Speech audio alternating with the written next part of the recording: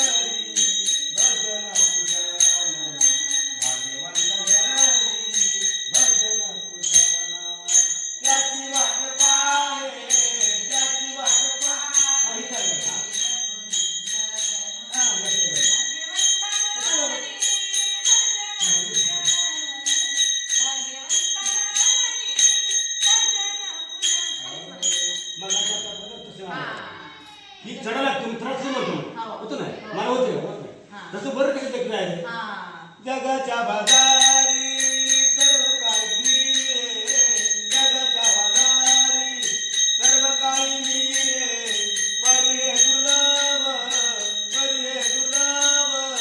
हरीचे नाम भाग्यवंता घरी